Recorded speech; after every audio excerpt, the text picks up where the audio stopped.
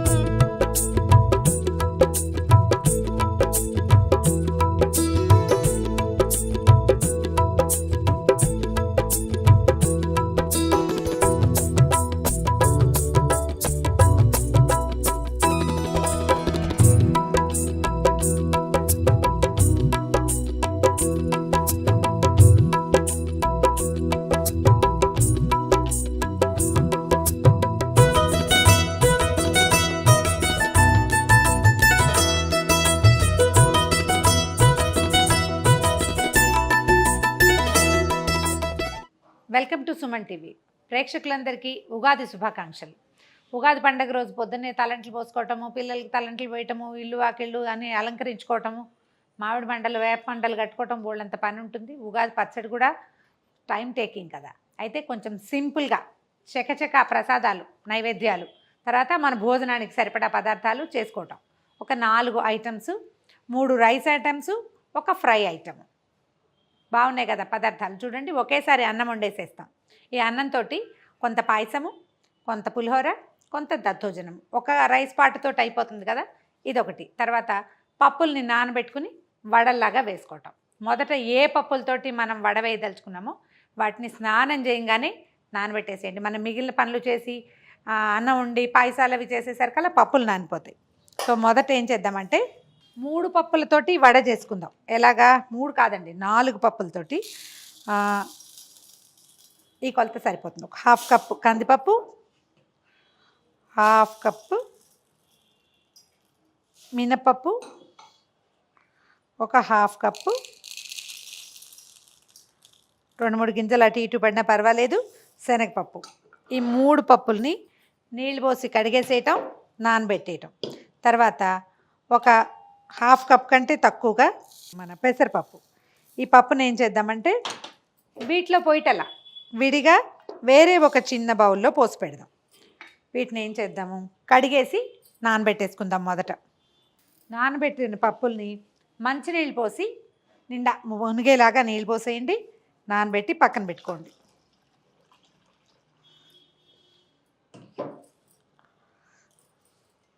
ఒకటి పెసరపప్పు, 3 పప్పులు అంటే మొత్తం 4 పప్పుల్ని పెసరపప్పు మాత్రం విడిగా పెట్టాం, నానబెట్టి పక్కన పెట్టండి.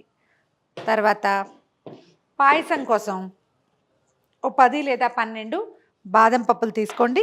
వీటిలల్లో కూడా పొద్దున్నే ఫస్ట్ సెట్లోనే నీళ్ళు పోసి నానబెట్టేసేయండి. ఓకే. ఇప్పుడు ఏం చేద్దామంటే 2 గ్లాసుల బియ్యాన్ని కడిగేసాను, 2 పెద్ద గ్లాసులు రైస్. మన ఇంట్లో ఉన్న అవసరాన్ని బట్టి సుమారుగా ఒక భార్య భర్త 2 చిన్నపిల్లలు ఉంటే ఇది సరిపోతుంది. పాయసం, పులిహోర, దద్దోజనం 3టికి కూడా కొంచెం విడిగా అన్నం వండుకొని పప్పు కూర ఎలాగూ చేసుకుంటా కదా, నైవేద్యాలకు పనిచేస్తుంది, ప్రసాదాలకు సరిపోతుంది అనమాట. 2 గ్లాసులు పెట్టాను, కడిగేసాము. తర్వాత ఇందులో నీళ్ళు పోసి మామూలుగా మనం పులిహోరకి ఏం చేస్తాము, కొంచెం పసుపు నూనె వేసి వండుకునే విధానం ఇది వరకు చూసాం. ఇప్పుడు మనం అట్లా చెయ్యం, ఒట్టిగా అన్నం వండేస్తామన్నమాట. కుక్కర్ పెట్టేస్తే సరిపోతుంది. 1కి 2 గ్లాసులు నీళ్ళు పోసేద్దాము. పోసేయటము, చక్కగా బియ్యం ఒకసారి అటు ఇటు కలిపేసి మూత పెట్టేసేద్దాం. 2 విజిల్స్ రానిస్తే 2 విజిల్స్ తర్వాత స్టవ్ ఆపేసేయండి. తర్వాత నీ కుక్కర్ చల్లారాక పులిహారలోకి అన్నాన్ని మొదట విడిగా తీసుకుని పళ్ళెంలోకి ఆరబెట్టుకోవాలి.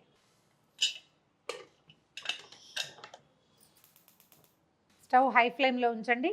2 విజిల్స్ వచ్చాక వెయిట్ పెట్టలేదు, ఇప్పుడు కొంచెం వేడెక్కాక విజిల్ పెడదాం. లేకపోతే ముందే విజిల్ పెడితే కనుక ఇదంతా కారిపోయినట్టు అయిపోతుంది కదా. స్టీమ్ వచ్చినాక పెడదాం. 2 విజిల్స్ వచ్చాక స్టవ్ ఆపేసేయండి. చల్లారాక దీంట్లోకి ఏం చేయాలో చూద్దాం.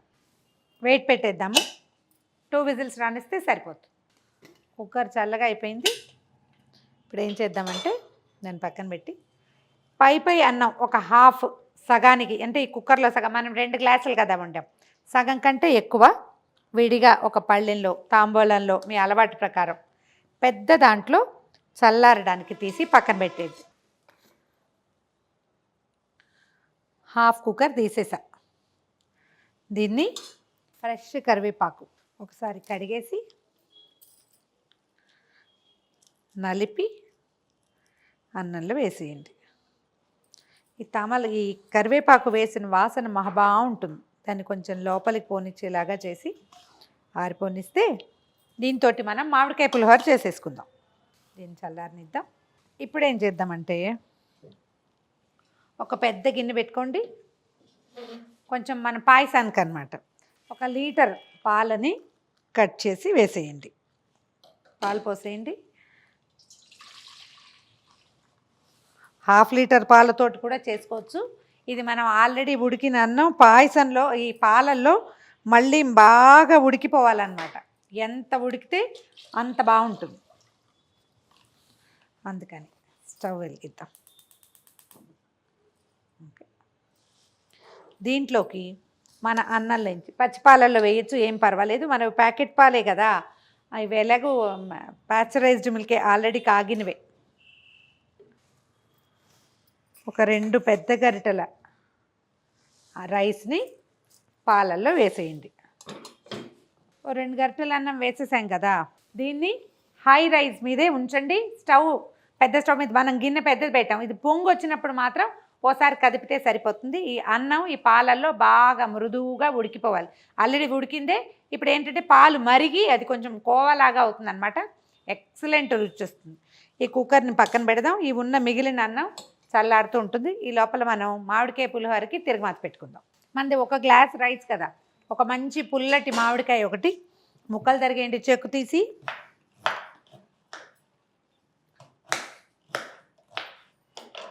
యాక్చువల్గా ఈ మామిడికాయ నేను కోరి పులిహోర చేసే అలవాటు ఉంది నాకు. అయితే ఇది నా ఫ్రెండ్ వసంతలక్ష్మి గారు నాకు యూట్యూబ్ ఇచ్చిన ద బెస్ట్ ఫ్రెండ్స్లో ఆవిడ కూడా ఒకరు. ఆవిడ రెసిపీ అనమాట. తను ఇట్లా గ్రైండ్ చేస్తారు. చేసి చూశాను, నాకు బాగుంది అనిపించింది. సో అది మీకు కూడా చెప్పేద్దామని చెప్తున్నాను అనమాట. పుల్ల మామిడికాయ కాస్త చిన్న ముక్కలు చేస్తే ఈజీగా నలిగిపోతుంది. మామిడికాయ ముక్కలతో పాటుగా ఒక 3-4 పచ్చిమిర్చి, ఇందులో మనం వేసే కారం అన్నమాట ఇది. 4 పచ్చిమిరపకాయలు, 2 ఎండుమిర్చి ఇందులో వేసేద్దాం. తర్వాత దీంతో పాటు కొంచెం కొత్తిమీర వేద్దాం. మనం పులిహోరలో ఎప్పుడు కొత్తిమీర వేయం. ఇది వేసి చూడండి, భలే ఎక్సలెంట్గా ఉంటుంది. దీన్ని పక్కన పెట్టండి. మనం తాలింపు పెట్టేశాక దీన్ని గ్రైండ్ చేసుకుందాం. ఇది రెడీ. పులిహోర తాలింపు పెట్టేసుకుందాం. మొదట ఒక మూకుడు పెట్టుకోండి. దాంట్లోకి సరిపడా నూనె వేయండి. ఒక 2 స్పూన్ల ఆయిల్ వేస్తే చాలు. మనం చింతపండు పులిహోరకి నూనె ఎక్కువ వాడుకుంటాం కదా, ఈ మామిడికాయ పులిహోరకి అంత ఎక్కువ ఏం అవసరం లేదు. కొంచెం తిరగమాత సరిపడా వేస్తే సరిపోతుంది. నూనె వేడెక్కనివ్వండి. దీనికి మెంతులు, ఆవాలు, మినపప్పు, మన శనగపప్పు, పల్లీలు, జీడిపప్పులు, కరివేపాకు, పచ్చిమిర్చి, మామూలు జనరల్గా ఏం వేసుకుంటాం పులిహోర తిరగమాతకి అదే తాలింపు. మన ఛాయిస్ని బట్టి కొంచెం ఎక్కువ తక్కువ.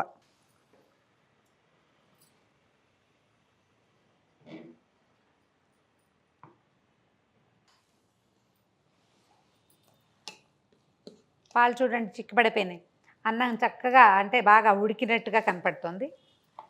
పాలు ఎంత చిక్కగా అయితే ఈ పాయసం అంత బాగుంటుంది.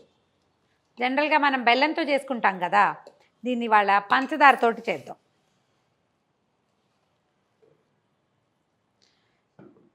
ఒక 10-12 మెంతి గింజలు మాత్రమే వేసాను, అంతకంటే అక్కర్లేదు. మామూలు జనరల్ పులిహోరకి వేసినంత అక్కర్లేదు. ఓకే, మెంతులు వేగిపోయినాయి. వేగిన వాసన బాగుంటుంది. పల్లీలు, తర్వాత శనగపప్పు 1 స్పూను, 1 స్పూను మినపప్పు, 1/3 స్పూను ఆవాలు,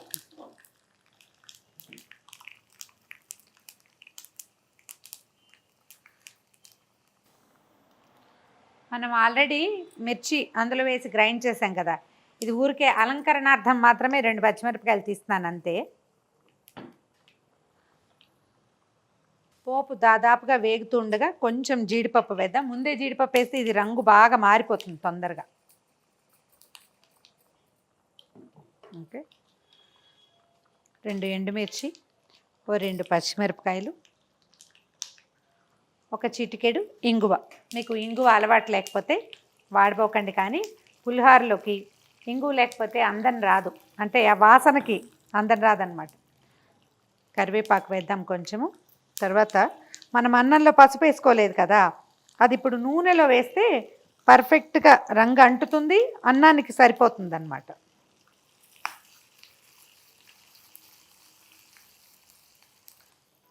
అన్నంలో పోసేద్దాం.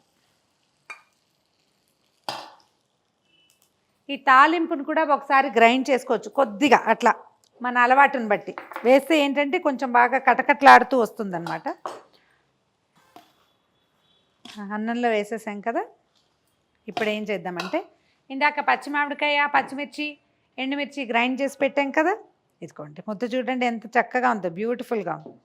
ఇప్పుడు ఏం చేద్దామంటే దీంట్లో ఉప్పు వేసి కలిపేసేద్దాం. మనకి అన్నానికి సరిపడా ఉప్పు ఇందులోనే వేసేసుకోవాలి. ఒకసారి మళ్ళీ తిప్పితే ఇది కలిసిపోతుంది పూర్తిగా. ఇప్పుడు ఈ ముద్దని ఇందులో కలిపేద్దాం. ఇదేంటంటే ఆటే శుద్ధగా కాకుండా కొంచెం కసగా చేస్తే బాగుంటుంది. మన మిక్సీ జార్ స్పీడ్ ఎక్కువ అనుకోండి, రాయమని తిరిగేస్తుంది.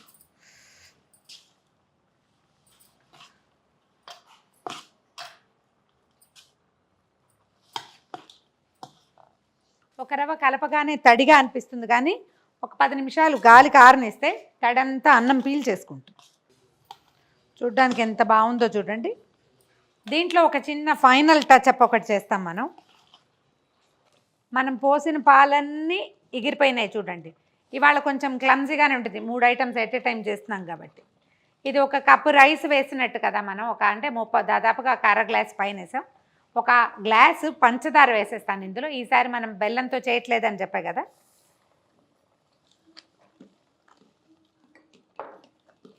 షుగర్ ఎగిరేదాకా దీన్ని వదిలిపెడదాం స్టవ్ మీద. సిమ్లో మాత్రం పెట్టండి, వీలైతే స్టవ్ మార్చేసుకుందాము. ఓకే, ఇప్పుడు ఇక్కడికి వద్దాం. రైస్లో మనం మామిడికాయ పులిహోరలో ఆవ పెట్టలేదు లాస్ట్ టైం చేసినప్పుడు, ఈసారి మనం ఆవ పెట్టుకుందాము. దీంట్లో వసంతలక్ష్మి గారి రెసిపీ అయితే బెంగాల్ మస్టర్డ్ ఒక బాటిల్ దొరుకుతుంది, ఆ పేస్ట్ కలిపారు ఆవిడ, అది కలుపుతారట, అది బాగుంటుందన్నారు. బట్ నాకు దానికంటే మనమే ఫ్రెష్ ఆవాలు గ్రైండ్ చేసి కలుపుకుంటే చాలా బాగుంటుంది. ఇప్పుడు మనది 1 పెద్ద గ్లాస్ రైస్ కదా, 1 స్పూనున్నర ఆవాలు సరిపోతాయి. దీన్ని ఏం చేద్దామంటే చక్కగా మిక్సీలో గ్రైండ్ చేసేద్దాం మెత్తటి పొడిగా. గ్రైండ్ చేసిన పచ్చి ఆవపిండిని ఇందులో కలిపేయండి. ఇది మొదట కలిపి పెట్టుకుంటే మన నైవేద్యము మనం భోజనం చేసే టైంకి చక్కగా కలిసిపోతుంది, మంచి గుమగుమలాడే వాసన వస్తుంది. మామూలుగా ఆవ వేసినప్పుడు ఏం చేస్తామంటే పైన కొంచెం 1 స్పూను నూనె వేస్తాం, నూనె వేస్తే బాగా కలుస్తుంది, దాంట్లోంచి వాసన పైకి వస్తుందని. ఇది పచ్చిమామిడికాయ కదా, ఇందులో తడి ఉంది ఆల్రెడీ, అది చక్కగా సెట్ అయిపోతుందండి. ఒకవేళ మీకు ఇంట్రెస్టెడ్గా ఉంటే బెంగాల్ మస్టర్డ్ అని దొరుకుతుంది బాటిల్, అందులో కొంచెం కారం కూడా కలుపుతాడు వాడు, అది తెచ్చుకొని 1 స్పూను పేస్ట్ కలిపి చూడండి, భలే ఎక్సలెంట్గా ఉంటుంది. ఆ డిఫరెంట్ టేస్ట్ని చూపించట్లేదు, ఇది మనం హోమ్ మేడ్ చేయటం కోసం, అంటే దేవుడికి పెడతాం కదా అందుకని. వాసన చాలా బాగా వస్తుంది. ప్రసాదాలు వాసన చూడకూడదని చెప్తారు, వాసన చూడకండి. ఉప్పు సరిపోకపోతే తర్వాత కలుపుకోవచ్చు. ఓకే, పులిహోర రెడీ. ఓకే, ఇప్పుడు పాయసం సంగతి చూద్దాం. ఉడికిపోయింది మెత్తగా. ఈ పాయసము జనరల్ పాయసం లాగా ఎలోయిష్గా కాకుండా కొంచెం తెల్లగా ఉంటుందండి. ఏం చేద్దామంటే దీన్ని దించి పక్కన పెట్టేద్దాం.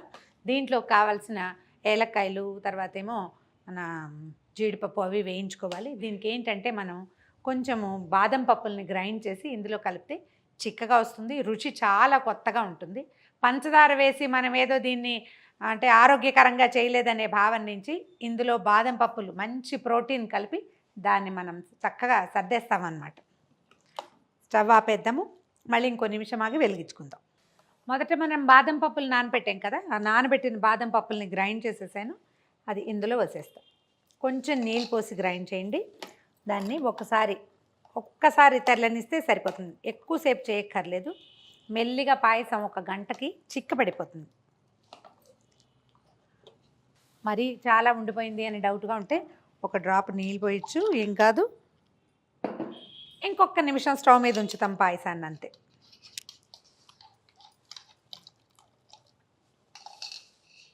ఇందులో కొబ్బరి కూడా వేసుకోవచ్చండి, మనది చాయిస్.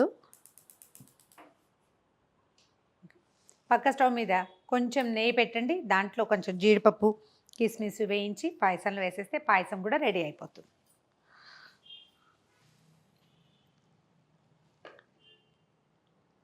జీడిపప్పులు వేసేద్దాం కాసిని. తర్వాత కాసిని కిస్మిస్లు కూడా.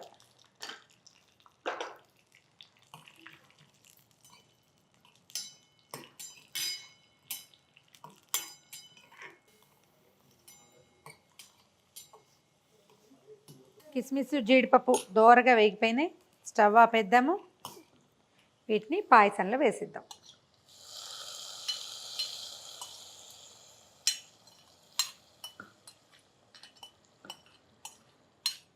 ఓకే,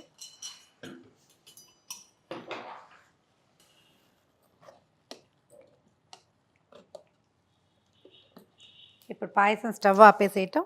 తర్వాత కొంచెం ఏలక్కాయల పొడి వేసేద్దాము. ఒకవేళ మీకు పచ్చకర్పూరం మీ టేస్ట్ కనుక ఉంటే 1 చిటికెడు వేసుకోండి, బాగుంటుంది. మన ఇష్టం. పాయసాన్ని స్టవ్ నుంచి దించి పక్కన పెట్టేద్దాం.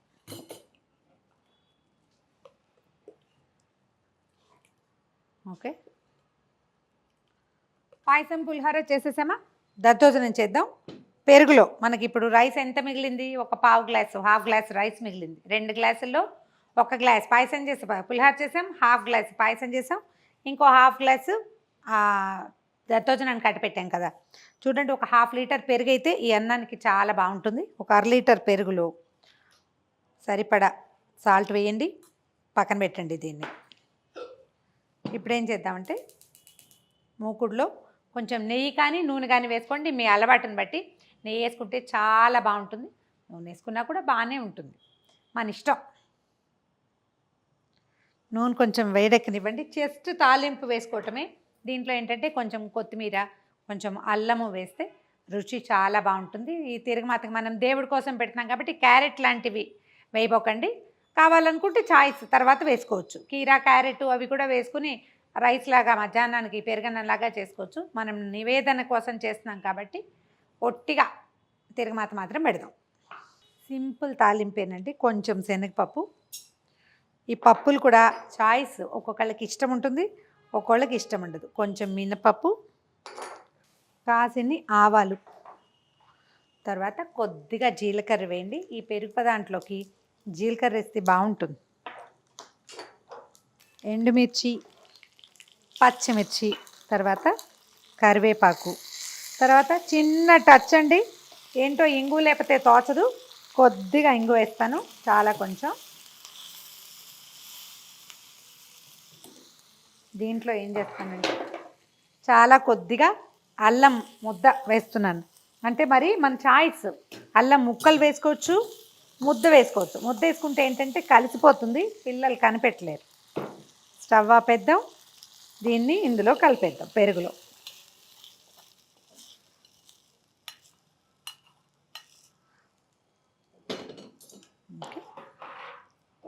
తాలింపుని పెరుగులో చక్కగా కలిపేసి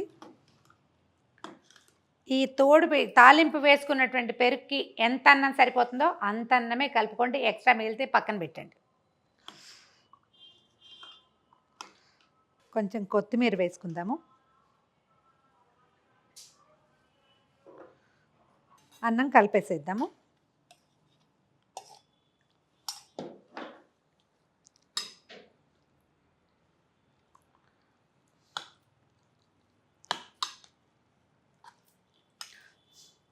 ఇంకా ఎండాకాలం అంతా ముదిరిపోలేదు కదా, పులిసిపోతుందన్న అనుమానం ఏం లేదు.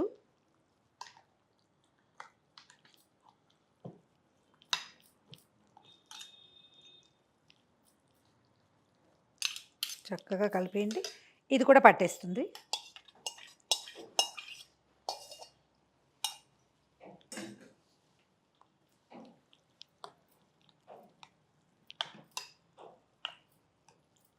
మన దద్దోజనం కూడా రెడీ అయిపోయింది.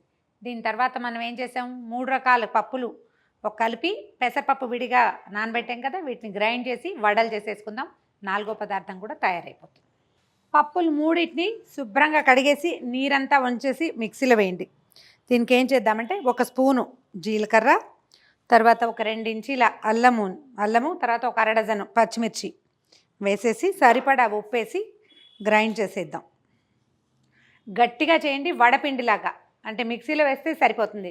కొంచెం బరకగా కూడా ఉంచక్కర్లా. మనం పెసరపప్పు విడిగా నానబెట్టాం కదా, ఈ పప్పుని పిండిలో కలిపి వేసుకుంటాం. అప్పుడు ఇవి బాగా వేగి క్రిస్ప్గా అవుతాయి అన్నమాట. పెసరపప్పుని విడిగా పెట్టుకుంటే చాలా బాగుంటుంది. గ్రైండ్ చేసేద్దాం. స్టవ్ మీద నూనె పెట్టుకుందాము. తర్వాత ఇదిగో గ్రైండ్ చేసిన పప్పుని కొత్తిమీర వేసాను చూడండి. ఇంక ఇందులో మనం ఉల్లిపాయలు వేసుకోం, పండగ రోజు కదా. చాయిస్ అయితే వేసుకోవచ్చు, కానీ ఈ పండగ రోజు వేయం కాబట్టి ఉల్లిపాయలు వేయటం లేదు. పుదీనా వేసుకోవచ్చు, వాసన బాగుంటుంది. లేదా ప్లెంటీ ఆఫ్ కొత్తిమీర వేసుకోవచ్చు, మన చాయిస్. ఒకసారి మొత్తం కలిపేయండి. దీన్ని ఏంటంటే కొంచెం తడి చేసుకుని బాగా కదిపితే ఇందులో మనం మినపప్పు వేసాం కదా, అది చక్కగా బాగా అంటే ఫులాయించి వస్తుంది అనమాట, ఎక్కువ ఫ్లఫీగా అవుతుంది. దీంట్లో ఏం చేద్దామంటే మనం నానబెట్టి ఉంచుకున్నాం కదా పెసరపప్పు, అది కలిపేస్తాను. మంచి క్రిస్ప్గా వస్తాయి అప్పుడు. మీరు ఎప్పుడు కూడా ఈ వడపిండిని ఎలా గ్రైండ్ చేసామో అట్లా తట్టి వేయకుండా, దాన్ని పప్పుల పిండి అయితే కనుక దీన్ని ఎంత కదిపితే అంత బాగా చక్కగా ఉబ్బుతాయి అన్నమాట. గాలి చేరుతుంది కదా పప్పు పిండి లోపల. అట్లా స్టవ్ హైలోనే ఉంది. మొదట మనం గ్రైండ్ చేయం కానీ ఇది శుద్ధలా ఉందా. ఇప్పుడు చూడండి, మనం 10 సార్లు కదిపేసరికల్లా పిండి ఎట్లా తేలిగ్గా బులబులాగ్గా అవుతుందన్నమాట. ఇది మనకి చక్కగా పొంగుతాయి.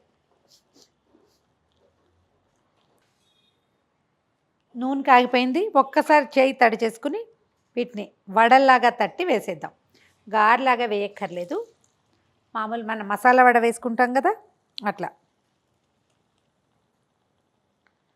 నేను చేత్తో వేసే అలవాటు వేసేసిన, లేకపోతే చిన్న ప్లాస్టిక్ పేపర్ మీద, పాల కవర్ మీద కానీ, ఆయిల్ కవర్ మీద కానీ ఇలా చిన్న ఉండ చేయటం, తట్టి వేసేసేయటం.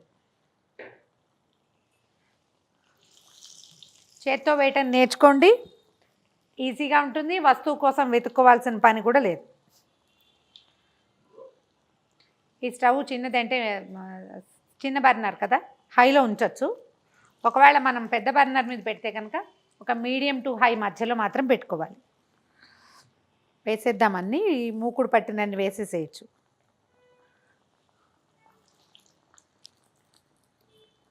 కొద్దిగా వేగాక వెనక్కి తిప్పేసేయండి, రెండో పక్కన కూడా వేగుతుంది. మంచి బ్రౌన్ కలర్ వచ్చేదాకా వేయించి తీసేద్దాము. ఒక చిన్న టిష్యూ పేపర్ మీదకి తీసుకోండి, ఎక్సెస్ ఆయిల్ ఏదైనా ఉంటే అవి లాగేస్తాయి.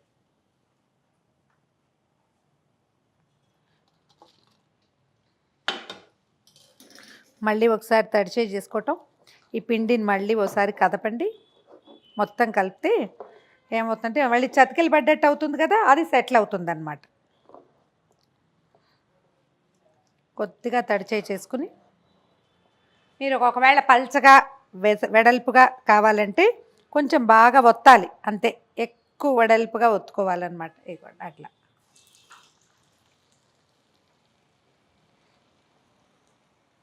ఆఖరి సెట్ వీటిని తీసేద్దాము వడల్ని. ఇంకా డార్క్గా బ్రౌన్గా కావాలన్నా కూడా వేయించుకోవచ్చు. కొంచెం గలగల శబ్దం వస్తుంది. వేగిన కొందికి బయట వైపున క్రిస్ప్గా ఉంటుంది, లోపల మెత్తగా ఉంటుంది. స్టవ్ ఆపేద్దాము. అక్కడ చూపిస్తాను చూడండి. ఇట్లా విరిగితే లోపల ఎంత బాగుందో చూడండి. లోపల మెత్తగా ఉంటుంది, పై వైపున ఇట్లా కరకరలాడుతూ ఉంటుంది. ట్రై చేసి చూడండి.